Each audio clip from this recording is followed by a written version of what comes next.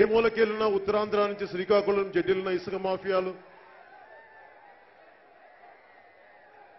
ఈ జన్మభూమి కమిటీలు విసిగిపోయి ఎక్కడో. నేను మాట్లాడకపోతే ఇదే సంవత్సరం, పోయిన సంవత్సరం ఇదే సమయంలో నేను తెలుగుదేశం పార్టీ మీద తిట్టడానికి, వాళ్ళు చేసిన తప్పని చెప్పడానికి నేనేం ప్రిపేర్ అవ్వలేదు. ఆ రోజున విని విని విని విని విసిగిపోయి నా మనసును ఆవిష్కరింపు చేయడానికి వచ్చాను. నాకు లోకేష్ గారి మీద నాకేం శత్రుత్వం ఉంటుంది, జగన్మోహన్ రెడ్డి గారి మీద నాకేం శత్రుత్వం ఉంటుంది. మీరు ధర్మకర్త, మీరు ప్రజలు రక్షించేవాళ్ళు. మీరు కూడా అవినీతికి అన్యాయానికి కొమ్ము కాస్తే ప్రజలకు వెళ్ళిపోవాలి. ఇవన్నీ బాధపడి ఆవేదన ఉంది, చూపించాను ఆ రోజున. నాకు యుద్ధం చేయడం ఇష్టం లేదు, తిట్టడం ఇష్టం లేదు. మీరు ఇన్ని సంవత్సరాల నుంచి చూస్తున్నారు.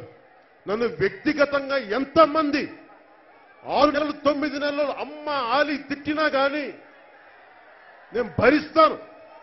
నాకు వ్యక్తిగతంగా ఎంత తిట్ట నేను భరిస్తాను. కానీ సగటు సామాన్యుడికి అన్యాయం జరుగుతున్నప్పుడు తాట తీసి కింద కూర్చోబెడతాను. ఎవడి సొమ్మిది, ఎవడి అబ్బ సొమ్మిది అడ్డగోలుగా దోచుకుంటా ఉంటామంటే చూస్తూ ఊరుకుంటామా? మాట్లాడమా?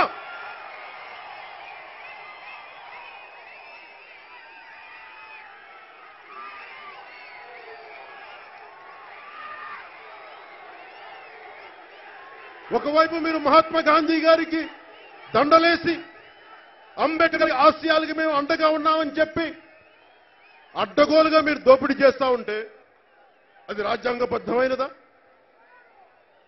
యాంటీ అంబేద్కర్ కాదా అది? యాంటీ గాంధీ కాదా అది? అర్హత ఎక్కడుంది మనకి?